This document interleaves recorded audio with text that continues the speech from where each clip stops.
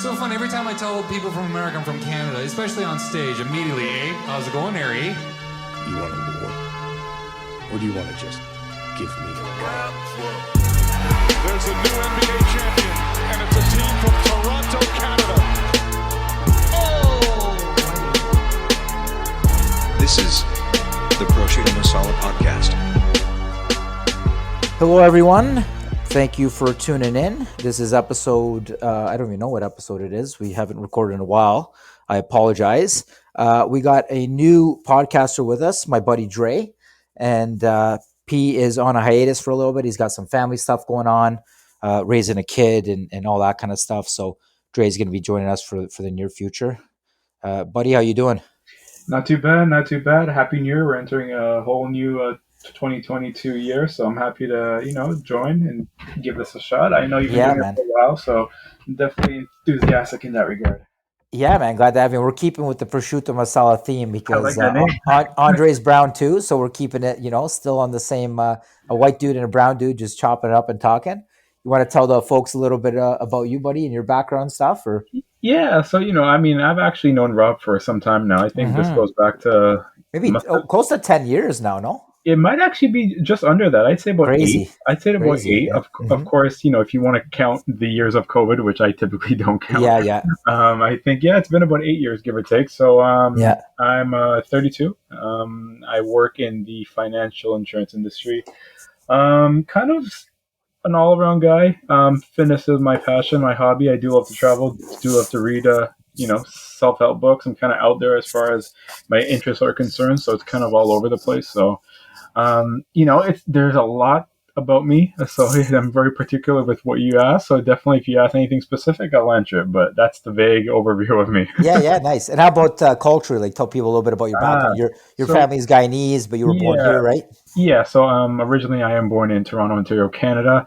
I am Guyanese of descent. To those who don't know, that is part of the Caribbean. It's the only South American country that is part of the conglomerate of the Caribbean nations. So it's not an island, even though it is part of the Caribbean. But culturally, it's, for those who don't know, it is similar to, if you want to compare it to something, it would be Jamaica in terms of culture. Yeah. It does adopt from the Indian cultures as well. So that's pretty much where I'm from. I've lived here my whole life. I do love to travel outside of Toronto, though, as much as I love Toronto and the culture. I do love to see the rest of the world, as I think everyone else should. But yeah, that's pretty much me.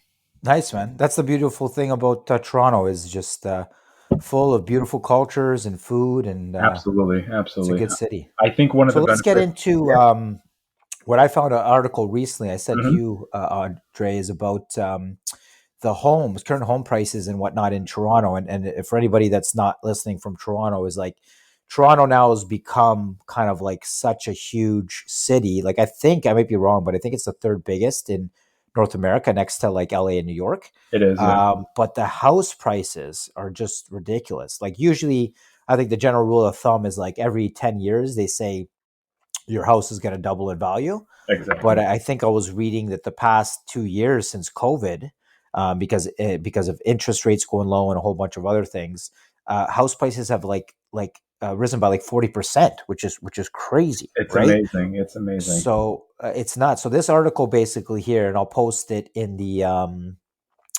show notes later so people can read along. But basically, he's talking about because there's such a housing problem where young people like our age and stuff.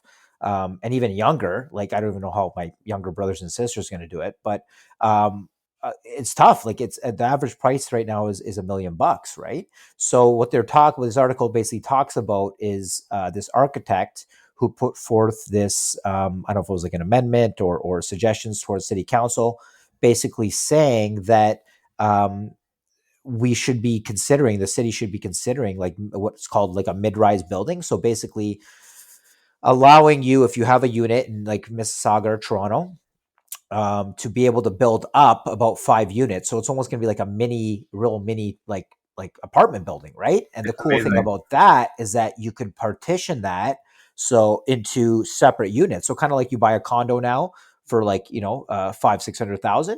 You could buy one of these small little, mid-rise units for maybe 100,000-200,000. but it's great. It lets young people get into the market and stay in the city.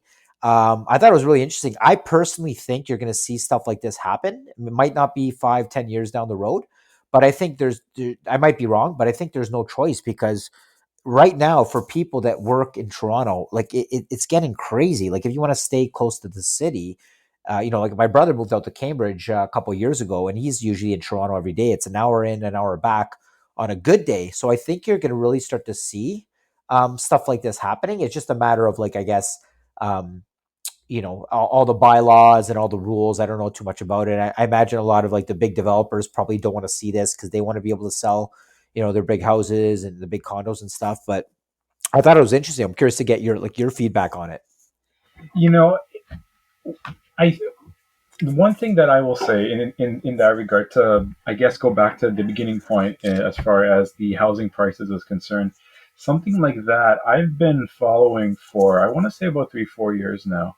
Because I do have a lot of friends who are in the real estate market, and they always throw a lot of information at me. Some of it sticks, some of it goes over my head. But as someone who is getting older and looking to get his own place or whatnot, of course, looking into the housing prices is what I call a top tier priority, right? Mm-hmm. I think it's kind of mind boggling in some regards as to why Toronto is in the current state that it is in, right? Because the one thing that I always explain to foreigners, and by foreigners I mean, Americans and Europeans, is that Ontario is not really developed in the sense where when you look at a place like New York City, you can understand why the cost is such, right? But Mm-hmm. a lot of the residents who operate and live in New York City don't exactly live in New York City. They live in the neighboring states, which is New Jersey, Connecticut, Yeah. Philadelphia. And I think something like that is yet to happen in Ontario. I think that it would be a genius move on the part of the government, on the part of the city, to, I guess, enhance the subway transit line so that people from, say, Ottawa or Barrie or London or Waterloo or all of the neighboring cities can actually live and function in the burbs, as one would say, but Yeah. commute and function in Toronto. Because at the end of the day, the reason why Toronto is so expensive, to those who don't know, is essentially because Toronto has all the jobs. Mm-hmm. Toronto has Mm-hmm. all the jobs. So when you have all the jobs, when you have all the major businesses, all the office spaces, naturally you're going to have everyone from Canada, because unfortunately the rest of Canada is not as developed as Toronto. Yeah. That's why you're going to have everyone traveling. If you're an immigrant or a refugee coming to Canada for the first time, first place you're going to go before even looking anywhere else is Toronto. Yeah. Um, so all of these factors are adding to the cost of living and the cost of property, and even from an architect's perspective, even how some of these homes are being built. Before, you know the average size of a condo was much bigger than what is offered now. Now it's shrinking just to make room for more units and more rooms to be added to a condo development as a whole, Mm-hmm. right? And I Mm-hmm. think that's the interesting part, because I always use the Asia example. If you ever travel to Asia, which I did once, I went to Thailand. The one thing that I will say is when you go into their condo buildings and their apartments, they're very condensed. They maximize every space you can imagine. Okay. Everything is organized, everything is contrived, and I think that's the direction Toronto's going in. Not right now, of course, but I mean, if we keep going on the path where our population is going up, the level of traffic in Toronto is going up, the level of migrating to Toronto is going up. I wouldn't be surprised if a lot of our not businesses, but a lot of our condos and apartment complexes are going to end up being like that, where they're very contrived, they're very tiny, and your bang for your buck is not really your bang for your buck because you're not really getting much as a result. Yeah. So, it's kind of an interesting time that we're in, because, at the end of the day, Toronto is still a baby city when compared to major cities like New York, compared to Los Angeles, right? So I think we're kind of going through this phase of trying to see what will be the normal for us in the next 10, 15, 20 years. Yeah, I So, feel like it's definitely, I don't know, maybe I'm naive, but I feel like it has no choice but to get to this point, because it's kind of like um how young people can afford it, right? Like it's crazy. You need like 2-3 incomes, over $100,000, and a lot of people are making that kind of money. Um, so I feel like, with Toronto a few years back allowing the laneway houses where they allowed now if you have a unit in the front and you have kind of like a garage in the back, a lot of people converted that to laneway housing where they basically built up a little bit. They built like a unit, which is great because then you can rent that out. You get additional income. I don't know if you can sell it as a separate unit. I don't think so, but you can rent it out. At least it helps for, people looking to rent in Toronto. Right. And I feel like the next step to that, I feel like they're going to allow that in the near future in Mississauga, because now it's just like, okay, Toronto's getting saturated. People want to like be close to Toronto, but necessarily not in Toronto. So I feel like they're going to allow to do that in Mississauga. And then I feel like the next step after that is, allowing people to build like mini, triplexes or quadruplexes where it's like 3, 4, 5 units in like this tiny little mini building. I feel like it just makes sense. Like if you can buy, even for me, like if I can buy, like a $200,000 mini condo, why not? Right? At least like for me, like everybody's priority is different. For me, I would rather just have a smaller place, but be close to Toronto, close to like Mississauga. My friends and family all kind of live here rather than move like an hour away, especially because I work so much like in the area. And I just hate, the long commutes. So it'll be interesting to see. But also, there's two subcategories that you kind of have to look at right now, which is for the younger generation, are they going to grow up thinking I want to own, or are they going to be brought up thinking we have to rent? Because our generation, because we're to those who don't know, we're pretty much around the same age, me and Rob, for the most part. So we know what it means to value ownership and things of that nature. Whereas the young generation, so kids that are born in the 2000s, if you will, they're kind of born into a mind state of everything is expensive, we have to rent, right? So I'm wondering if they even care about owning property, because what you just said is amazing, owning a condo, but I always think back to small conversations I would have with my nieces and nephews and my friends and their little brothers, and their first thing that comes out of their mouth is not owning, it's renting. And I'm wondering if that's because they know that, everything is expensive and, you kind of have to rent in order to have that status symbol of being on your own, I guess you could say. And then on the flip side, which is the other, I guess, subtopic to look into is, what's the reality for employment? What's the reality for work? Is there even going to be such a thing of working in an office? One of the magical things about COVID, and I hate to use the word magical, but it really is COVID kind of transformed the landscape of work. Working from home, it's changed employers' confidence levels as far as allowing people to work from home.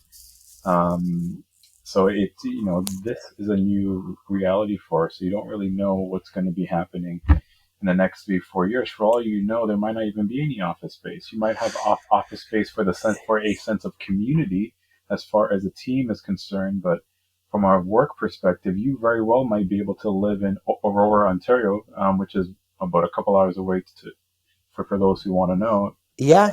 100%. And be employed in downtown Toronto, right? Yeah, 100%. I think it's getting to the point too where a lot of employers are realizing, like from even friends I'm talking to, whatever, I'm sure your situation's like this, where people are realizing, okay, now with COVID, work from home, now it's, I guess they're considering it a safety thing. They don't want people coming to work. I get it. But I think that even long term, you're going to start to see a hybrid model where maybe a couple days a week you're in, a couple days a week you're home, because people are realizing if we don't have to spend like, tens of thousands of dollars on office space, why are we doing that? And people can be just as efficient from home. And exactly. And the reason I bring all this up is because all of this changes how someone interprets, how much they want to spend and where on a home and where they want to spend for a home, right? Because if the reason why maybe young people are always thinking about renting is because they know that the jobs are in Toronto and they have to live in Toronto, therefore they have to, be forced to rent in order to live and work in Toronto. But if the landscape of work changes, now that changes your options, right? It goes back to the example that I use of New York City. I'd say the majority, they live in the neighboring states and they take the train into Penn Station and they just go to work. And, that's kind of, what I hope to see happen with Toronto, in conjunction to the working from home, if our transit system can grow and open up its branches to the other, cities or whatnot, I think Yeah. it's something that can definitely, be better in the long run for Toronto. Because at the end of the day, nobody wants congestion. No, nobody wants to be in two hour traffic just to come home and to go to work. So I think, that's where I'm hoping, all this turns into, right? Yeah, let's hope, man. I mean, it's like I said, I love Toronto. I think personally, I've traveled quite a bit. I know you have too, and it's the more I travel, the more I appreciate being from Toronto. And just we have so much culture here, man. So much different food. For me, it's just I'm biased, maybe because I was born here, but Yeah. the more, like I said, I travel and experience different cultures, the more I'm just so grateful to be living in such a Yeah. good city. So it's just crazier and crazier because it's getting harder to afford, right? I mean, Yeah. I'm hoping that as interest rates go up, back up maybe because they can't stay. This is like crazy how low they are, right? They're like Oh, one, it's 2%. brutal. If they go back up to 3, 4%, 5%, the thought is that house pricings will correct a little bit. I don't ever think you're going to see like a $500,000 house in Toronto ever, It's right? not Again, but happening. Not you're happening. probably going to have like a small correction is the hope, and then maybe that's an opportunity to get in, right? But we'll see. Only time can tell. Yeah, it's definitely, I always say, and I was having this conversation with a colleague of mine a couple months ago, and every so often, as people, every generation, they go through that one defining moment that kind of shifts culture as people in general. No, Yeah. not Canadians, but people in general. For some, it's World War One. For some, it's World War Two. For some, it's the Great Depression. For some, it's the Vietnam War. For some, it's the Cold War. The list goes down the line. I think for our generation and the generations underneath us, I think it's COVID. I think COVID has changed the direction of every industry, anything that you can think of. I think COVID is changing it. So I'm very curious to see in the next 5 years or so what's going to be the norm or the reality. Not so much with COVID, but more so, what's the housing market going to look like? What's the job market's going to look like? How are people going to be perceiving these things? Because of course everything is interconnected, whether we want to admit to it or not, right? Yeah, absolutely. Absolutely. So we'll see, man. Yeah. What do you think, to pivot for a sec, what do you think about all these new kind of lockdowns? So for people that are maybe not from GTA or Ooh. Toronto, we recently just now got into, because of Omicron, we were starting to open back up. And then all of a sudden now we got hit with the new rules from Ford saying, which we'll talk about the Yeah, boy. what's the word I'm looking for? If the rules even make any sense, but that's a separate topic. But basically, yeah, we got these new rules now. Where basically, essentially, correct me if I'm wrong, but restaurants can't have dine in. Gyms are closed, but the malls are open. So, which I just don't understand. For me, if it's like you're really worried about safety and keeping everybody safe, like for me, it's kind of like if you're gonna lock down and you're really worried about safety, shut everything down for Yeah, 2 weeks, 3 weeks, and yeah, that's it. But you're gonna say you're worried about safety, and then these poor business owners or these gyms that keep people healthy, probably the one thing you should have open, you close down, and then but the malls, because people need the Louis Vuitton bags, the malls you got to keep open, I right? mean, and you know what? This is, I think, with this topic, there's so many avenues that we can examine this from. We can examine it from a politics perspective. We can examine it from a science perspective. We can examine it from a morally what's right perspective. For me, to those who don't know, because I think if you're in the US, you're hearing this, if you're in Europe, if you're in Asia, if you're in South America, I think you guys can all relate to what's going on in your own city as far as how COVID is being handled, right? For us, as Rob said, we are entering a new 21-day lockdown, which for most people, it might not be that much, because I know in Australia, they've had curfews, they've had more stricter lockdowns. I guess there's different ways of interpreting the pros and cons of this lockdown, but I will say that, as Rob also mentioned, if you're going to lock things down for the purpose of health, you have to put an example everywhere as far as that stands. So, for example, as Rob said, malls are open. Malls are open. There's more contact tracing in a mall than there is, say, in a gym or in a bar or in a restaurant.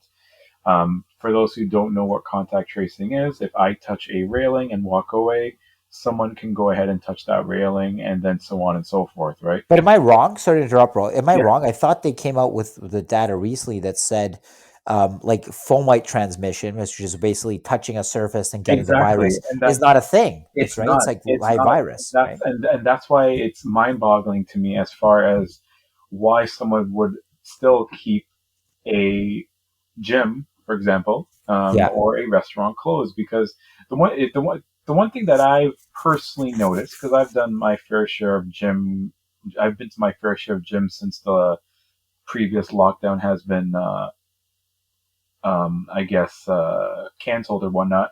Yeah. And there's a lot of precautions being made there. There's a lot of sanitization being made there. And this also refers to restaurants and bars as well. Malls, not so much the case. Unless you have a 1,000 person sanitization crew that's following every person that enters and leaves the mall, it's not being sanitized and maintained. And at Even that that, point, it doesn't even matter because it if doesn't, somebody yeah. sneezes, it's the live virus that is causing the issue, from my And understanding, right? If somebody exactly. sneezes, that's what you're getting. You're not getting it. It's funny to me when people are still like, I guess old habits die hard. When you go into a store, they still ask you to sanitize your hands. Like that's doing Well, nothing, especially and because like the data shows that transmission is happening from live virus being sneezed or being like, sharing saliva if you kiss or, somebody and you're this with or is whatever, and not from yeah, touching stuff.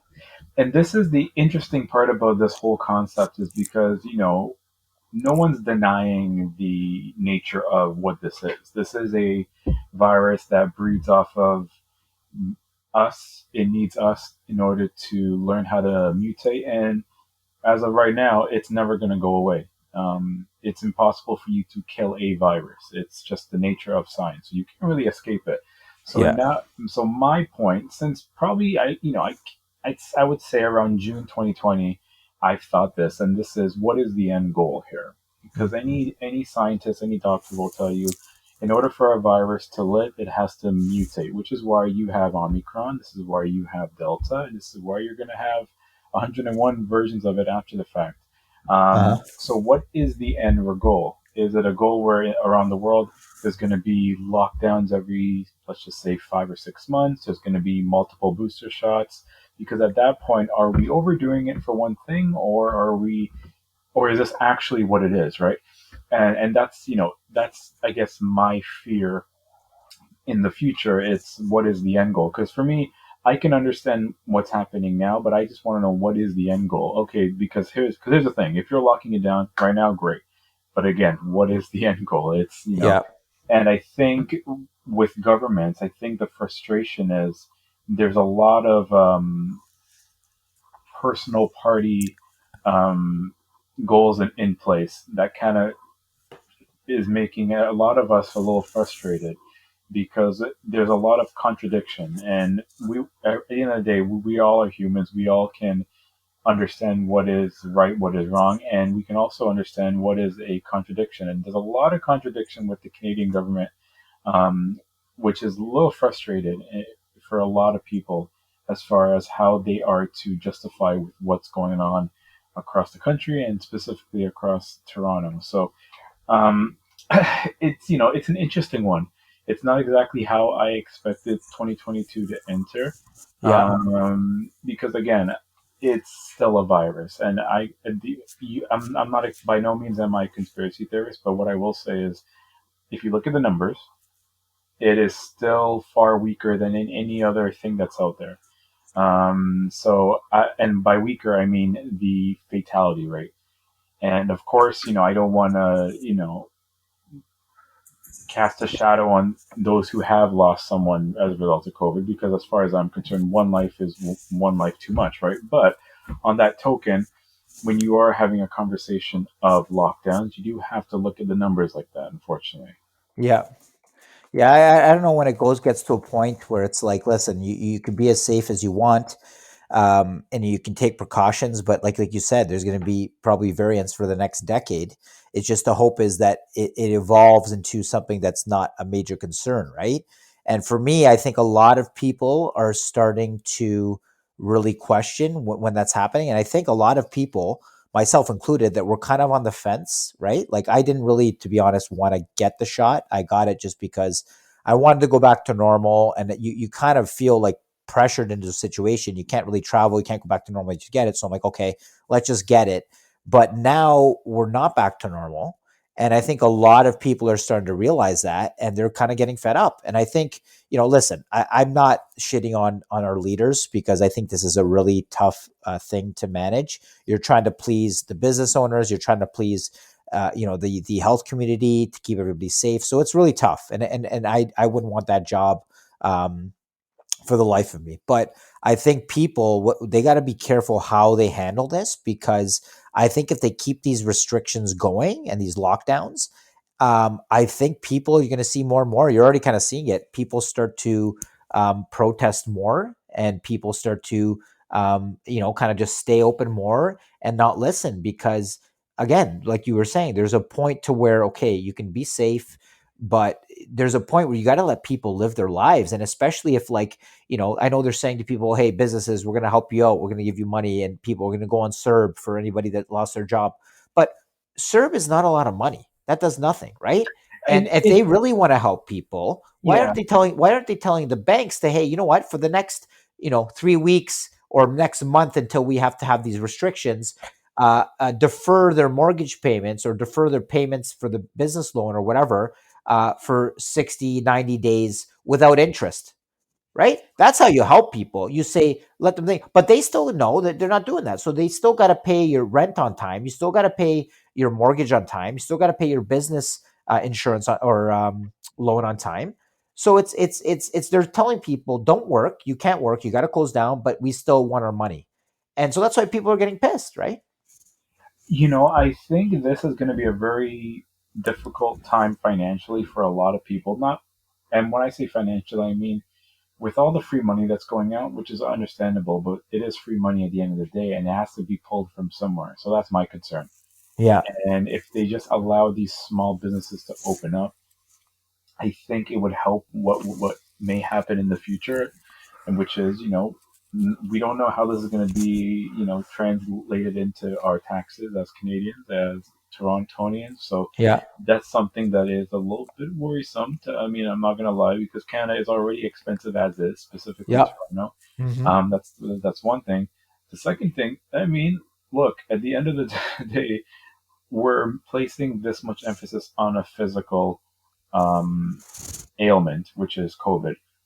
The bigger question, which is happening to, I'd say, 99.9% of the people around the world, is no one's really talking about mental health.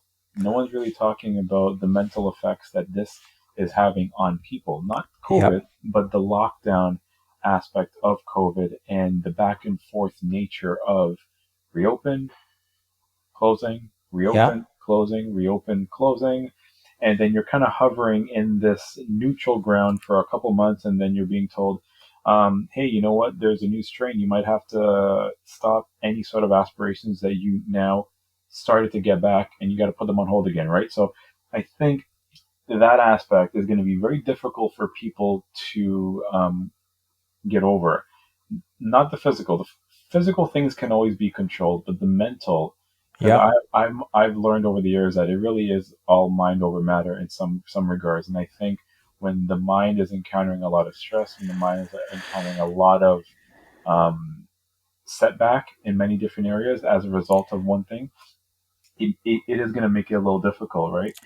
Dude, there's studies that show, sorry to interrupt you, there's studies that show, that I'm going to try to find and link them in the show notes after, that people can read, that the long-term effects of stress, like for example, of worrying and anxiety and stress, end up causing more long-term damage than sometimes the physical ailments. Like for example, like my father used to say, don't worry about the monsters under your bed until they appear, because like when you're a kid, you go to bed, you worry about, oh man, you're scared of the closet, you're scared of the monster in your bed, but you worry about it so much, what happens? The monster ends up never coming, because there is no monster half the time, right? So the analogy is kind of like, don't make things a bigger problem until they actually happen. If something happens, you do what you can to protect yourself. And of course, I'm like all for people that are at risk or to be safe, get the vaccine for sure, right? But it gets to a point where it's like, like you said, you got to go back to normal, and the stress of worrying about getting sick and stress of worrying about what's going to go wrong can cause more psychological and even physical damage with cortisol increases. I mean, we know about, we worked out, we know about cortisol and all that kind of stuff. And It's funny, it's funny you mentioned that. So for those who don't know, cortisol refers to the stress hormone. Stress hormone can come about in many different ways. One being simple as even not sleeping. Your cortisol goes up if you're stressed out. Cortisol goes up if you're sad. Cortisol goes up. And as you can imagine, if you're on a lockdown and if you're unemployed, if you're not able to see anybody for the sake of simple communication, your cortisol is going to go up. And I guess for those who are also wondering, when your cortisol does go up, your weight goes up. When your weight goes up, your health is not compromised. And when your health is compromised, that leaves room for yourself to, interact with many new viruses and bacterial infections that come about, right? So everything is linked together. It's not just a one-off scenario where, you can fix something by just doing one thing. Everything has an effect on each other, and there's a balance that has to be made. Unfortunately, right now, the balance with what's going on is not working. So, I think this is why, I think everyone here, at least in Toronto, this lockdown kind of just made everyone laugh. I don't even think anyone is angry at this point. I mean, they're angry, but I don't even think they care to showcase the anger anymore. I think it's more frustration, and it's like give me a break kind of stuff. Yeah. Exactly. Yeah. So we'll see, man. Yeah, it's interesting. We'll see what happens. I know, to those who are listening, this isn't unique to us. I know we're not trying to make this a Toronto problem and no one else's. I know parts of the U.S. are going through it. I know parts of Europe are definitely going through it. I know Brazil, South America, Asia specifically. I mean, at the end of the day, the world's going through it. I know the one thing that I will say, which is also something that, Rob, you may want to elaborate on, but this is kind of interesting and with what's happening, is that if you actually think about it, this is the first global event that's happening which every single person around the world can relate to. At the end of the day, I can't relate to World War II. I can't relate to World War One. I can't picture what it was to grow up in the Great Depression. I can't understand the Cold War. I can't even understand anything that's happened after the fact. However, I can call someone that speaks no English, and they will understand exactly with what I'm going through here in Toronto because of COVID. And I think that aspect of it is very, very unique and very interesting. And, I think that if there's any positive, it's that. I think the world going forward is going to be a much more globalized place now because of COVID. I think COVID has brought us together in more ways than one. I think that's going to spill over to employment. It's going to spill over to education. It's going to spill over into entertainment, music, politics, everything. So I think this is really interesting. But I just thought to bring it up because it just came to mind because even though we're talking all these sad, depressing facts or whatnot, that is a positive. And I think that is something to, just be mindful of in the future, right? Yeah, I'm hoping. I mean, nobody has a crystal ball on what's going to happen, but I'm hoping, and what I've read from a lot of people, like much smarter than myself, scientists and experts and whatnot, and the hope is that with this variant is that because it's spreading so fast. Like I don't know about you, in the past month now, I've noticed like at the beginning of COVID, you heard about people here and there getting it. But I didn't really know anybody close to me getting it. And then now all of a sudden, the past like month and a half, I feel like everybody I know is getting sick. So I think the hope is basically that like, nobody wants to get sick, of course, but the silver lining would be that if everybody catches something, that we can get through this, the symptoms are a lot less severe than like the original COVID. So the hope is that, okay, we burn through this, everybody gets it, and then we kind of go back to normal sooner. Right. Because I mean, again, like you were saying before, how many more there's going to be variants for probably the next decade, right? I'm looking at an article right now, and I just came across something that there's a new one now called the Deltacron, which has just been found in Cyprus, Greece. Then there's going to be Megatron. Then there's going to be Bumblebee, Optimus Prime. There's going to be. But the one thing that I will point out is that you mentioned, Rob, that if we catch it, at least we have it. Well, yes and no, because I've caught COVID and here we are, and I know you caught COVID as well, and yet here we are, right? So I think the antibodies that you get from COVID, that just pertains to one strain. Sure, it might pertain to maybe some of the other strains that come about, but I don't think it's enough for the government to say, well, COVID's over, right? And I think that's the issue. I know it goes back to the point I made earlier is, what is the end goal? The end goal is the main thing that everyone wants to know. It's like watching The Walking Dead. It's, for those who don't know, The Walking Dead's been on TV since 2010. There's no sight of the season ending, and no one really knows what the heck is going on. So it's the same. Oh, I didn't know that. It's still going? Yeah, I think they might be on their last season or so, but no one really knows what the end goal is with that show. So it's funny. Here, it's like, what is the end goal? When you watch a movie, there's a rise, there's a climax, and then there's a drop to the conclusion. Now, question is, are we on the climax? Are we still going up? So it's kind of want to know what is the, what's the whole process? What's the whole thing? What's this whole situation about? And one can't really say that it's because we lack knowledge or we lack science. At the end of the day, if a virus was to pop up, this is the best time for it to pop up because we're the most advanced that we've ever been. We have the most access to information that we've ever been. Mm-hmm. Our level of communication is at the highest level, more than it's ever been. Yeah. And the reason I say that is because when you look in the past of all the pandemics that have come and gone, a lot of those happened during societies that weren't like ours, where they lacked knowledge and communication. So the Spanish flu, for example, or any of the colds that wiped out nations in the early 1800s or 1700s, right? Yep. So the fact that we're still going through it right now is kind of mind-boggling, which is why a lot of conspiracy theorists do entertain the ideas that this is more than just a virus and this is more so a political or a population control, which I don't think we should really get into because that's really going to go off a tangent as far as... Yeah. But it's just something to be mindful of, right? Yeah. Well, buddy, I think we'll call it there. I think we had a pretty good chat. We'll call it for this week. Make a nice good first chat episode. For myself. What's that, sorry? I was saying it's a nice, good entry point for myself. Absolutely. Yeah, for sure. Many more to come. So apologies for taking so long to record the episode. And part of it was my fault. And, everybody's busy. So glad we could finally do it. But thank you again for everybody listening in. Please please share, please subscribe. Really helps us grow. We're trying to kind of push a lot of Canadian content. So every episode is kind of about something Canadian related. So thanks again, guys. And we will see you next week. Absolutely, Rob. Thank you for having me. Everyone, nice to meet you. Definitely looking forward to future combos with everybody. Have a good one. Happy New Year. All right, brother. Take care, guys. Ciao. See you guys.